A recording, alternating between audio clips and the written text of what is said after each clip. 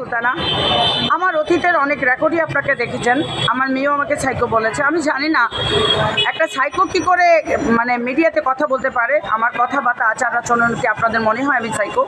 যাই হোক, আমি যদি সাইকোই হতাম দুইটা মাস্টার্সের সার্টিফিকেট এক্সটার্নাল ইন্টারনাল আমাকে দিত না। যাই হোক, আমার সবচেয়ে বড় কথা হলো আমার পরিবার আমাকে এত নির্যাতন করেছে যেটা আমি মানে বর্ণনাতে। তার মূল কারণ হলো আমার বাবা রাজাকার ছিল।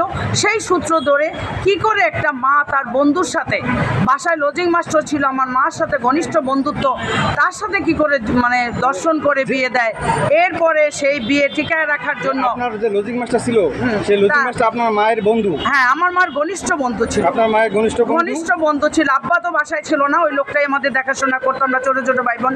তো তখন আমাকে সে 13 বছর বয়সে আমার মা ওই লোকটার হাতে কি করে একটা মা হয়ে মেয়েকে কি করে দর্শন করায়, সে কতটা। এখন আমি সাইকো না সে সাইকো, সেটাই আমার ভাবতে ইচ্ছে করে। আপনি যেটা বলতে চাচ্ছেন যে আপনার মা তার বন্ধুকে দ্বারা আপনাকে দর্শন করাইছে এবং বিয়ের পিড়িতে বসাইছে।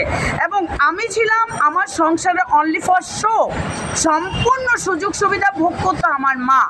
তো সেই আমার মাকে যখন আমি প্রতিবাদ করা শুরু করলাম যে এখন তুমি আমাকে তোমার বন্ধুর সাথে বিয়ে দিচ্ছ, এখন তো আমার স্বামী, সে তুমি কেন বাহাত লাগাইতে আসো, তখন সে আমাকে সরায় তার আরেক মেয়ে নাসিমা শাহিনকে বিয়ে দেয় এবং আমার এভরিথিং সব কিছু হাত করে নিয়ে, আমার 2টা সন্তান হাত করে নিয়ে আমাকে বানায় সাইকো।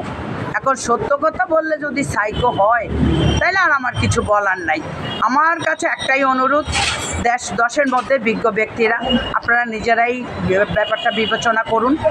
ঘরে ঘরে জামাইয়ের সাথে শাশুড়ির সম্পর্ক, ঘরে ঘরে শালির সাথে মানে দুলাভাইয়ের সম্পর্ক, এই ধরনের নোংরা মহিলাদের কঠিন থেকে কঠিনতম সাজা দেওয়া হোক, যাতে আর কোনো পুরুষ এই ধরনের নোংরামি করার সুযোগ না পায়।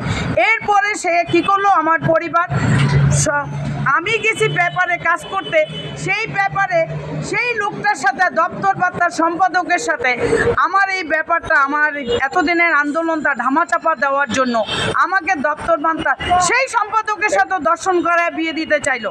এবং যখন আমি বললাম আপনি আমাকে দর্শন করবেন, ওই একই রকম রাজাকারের চরিত্র যেমন একই রকম থাকে, চরিত্র বোধহয় একই রকমই থাকে। আপনার মা কি এখনো বেঁচে আছে? হ্যাঁ, লাড়ি দিয়া বর্দিও এই যে প্রেস ক্লাব আইসা কোরআন ছুঁয়ে মিথ্যা কথা বলে যায়।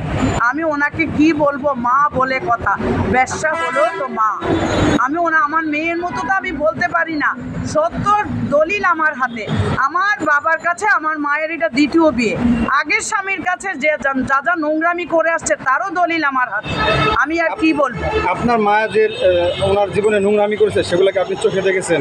আমি নিজের চোখে দেখেছি, কিন্তু মা তো কিছু বলতে পারিনি, কারণ আমাকে মেরে ফেলবে আমার মা, এতে কোনো বল নাই। কারণ আমার মা আমাকে মেরে ফেলার জন্য 3 বার চেষ্টা করছে, আমার এই হাজব্যান্ডকে দিয়া, মফিজুর রহমানকে দিয়া। সুতরাং আমার আর কিছু বলার নাই। বাকিটা প্রশাসনের কাছে আমার অনুরোধ, প্রধানমন্ত্রীর কাছে আমার অনুরোধ, মা থাকবে দেবী।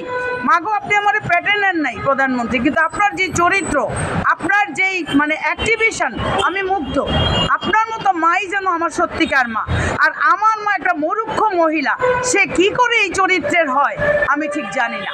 তার পাপের প্রায়শ্চিত্ত আজকে আমি ভোগ করছি, রাজাকারের পাপের প্রায়শ্চিত্ত আজকে আমি ভোগ করছি।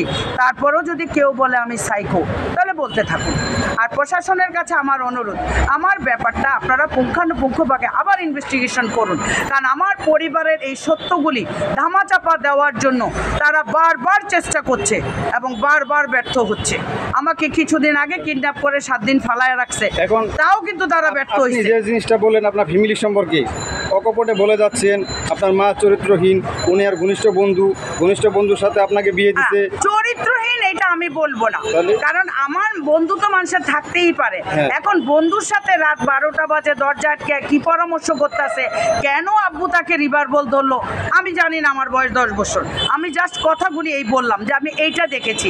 আমার মায়ের সাথে আমার হাজবেন্ডের এর বেশি আমি কিছু দেখি নাই। সুতরাং আমি কি করে বলবো সে চরিত্রহীন?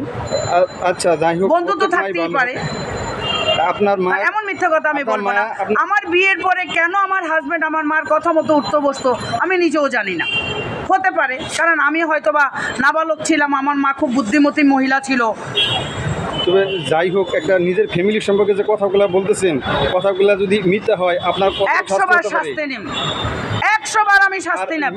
আর মিডিয়া যখন কথাগুলো প্রচার 100 হবে বার আমি শাস্তি প্রচার নেব। হবে। কেন মিডিয়া তো সবকিছু প্রমাণ করে আরো বুঝাঙ্গুল দেখাইলাম আমি মিডিয়ারে যে পাইছো আন্টির একটা খারাপ কিছু কয় না আন্টি দেখো। এখন আমার কথা হইলো আমার পরিবার বারবার সাইকো বললা আমাকে কোন দুঃখে এই মানে পুরা প্রোগ্রামটা পুরা ব্যাপারটা ধামাচাপা দিতে চাচ্ছে আই ডোন্ট নো।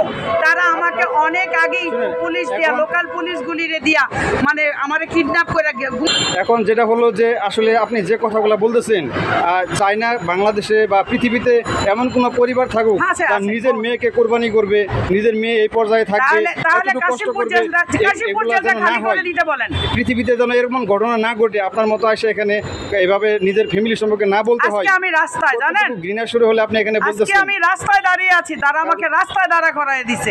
আমরা জানি না ঘটনা সত্য কতটুকু মিথ্যা, আইন সেটা প্রমাণ করবে। আমি প্রমাণ তবে আমি এই চাই যে মেসেজটা আইনের কাছে আমার একান্ত অনুরোধ, প্রশাসনের কাছে আমি অপরাধী হইলে আমাকে শাস্তি এই দেন, কিন্তু মেসেজটা সবার ব্যাপারটা মাঝে প্রমাণ পৌঁছে যাক। করুন। আপনার কথাগুলো যেন আর কোনো ফ্যামিলিতে না ঘটে। আপনিও এখান থেকে আপনি সুষ্ঠু বিচার চান, আপনার ফ্যামিলি যদি ভুল করে থাকে তারাও ভুল বুঝতে পারুক, আর এরকম কথা আর যেন এমন মিডিয়াতে মিথ্যা না কথা যদি আসে। আমি বলি অবশ্যই যেন আমার শাস্তি হয়। হ্যাঁ, সেই হচ্ছে কথা। তবে ঘটনা যাই হোক, প্রত্যেকটা ফ্যামিলিকে সতর্ক হওয়ার আহ্বান জানাচ্ছি, যারা সবাই সন্তানদেরও যত্ন নিবে এবং আশপাশের কন্যা পরিবেশ সন্তানদের সম্মান দেবে, কন্যা সন্তানকে সম্মান দিবে, কিন্তু বিক্রি যে করে খাবে না। কারো পণ্য হিসেবে যেন তারা Yes, ব্যবহার না করে, এটাই সেই প্রত্যাশা সবার কাছে।